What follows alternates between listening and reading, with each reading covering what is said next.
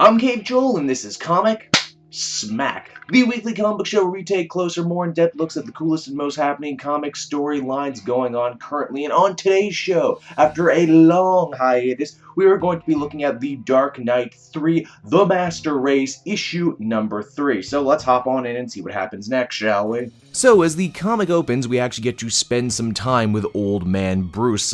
Pretty interesting considering that the first 2 issues were so Carrie Kelly heavy. We hear in his internal monologue that he never wanted to stop being Batman, never wanted to quit, but his body just couldn't keep up with the fire that was still inside him. He does mention how proud he is of Carrie, how smart she is, and how she will almost certainly make a better Batman than he ever did. This admittedly quite touching surrogate father, surrogate daughter moment is shattered, however, when Bruce checks the news and sees the actions of the rogue Kandorians. Their leader, Quar, addresses the nations of the world, saying that they can either submit to his will in 3 days or face the consequences. What are the consequences?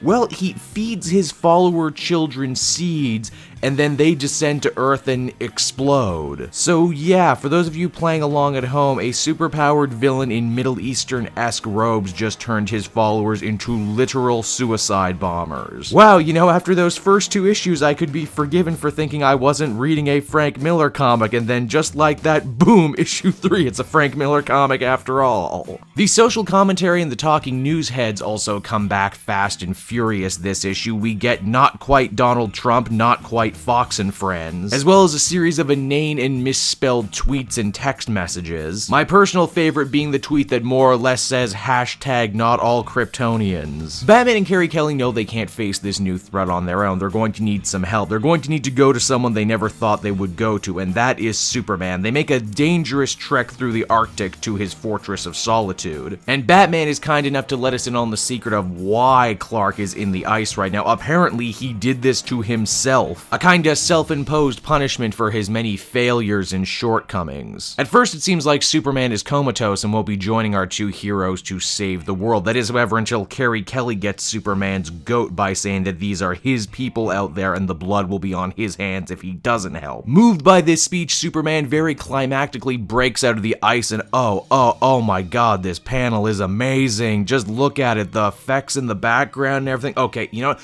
For this panel alone, I forgive the wait in between issues. With that out of the way, it's time for a little bit more social commentary. It seems that the general populace of Earth isn't even all that aware that they have been invaded by evil rogue Kryptonians who are giving their world leaders an ultimatum. Why? Because they're too involved with the cell phones and the MySpaces and the hula hoops and the consoles and everything. So to get people to finally wake up and care about the fate of their world, you know what Batman does? Batman destroys the internet. I don't mean that metaphorically either, like he blows up a satellite and then everyone looks up from their phones. We're also treated to another truly jaw-dropping Superman panel as he returns to the city and sees the destruction wrought by fellow Kryptonians, and he cries through his own heat vision. By God, that is an amazing image. Now while all this is going on, the not UN Council, led by not President Obama, are greatly considering just surrendering to the Kryptonians and having it over with. Quar and his followers come to the world leaders to accept their surrender, that is until their TV signals get hijacked by Batman, who quite literally tells them all to go to hell. And you know what, one cool line deserves another, because Quar basically fires back by saying, hey, you know what, I'm not scared of hell because I lived in a bottle city for years. Of course, Batman won't need to fight this battle alone, because as the comic winds down, Superman makes the scene. Now, as with the other issues, there's an important backup story for this comic, and for this issue, it follows Green Lantern, who's been living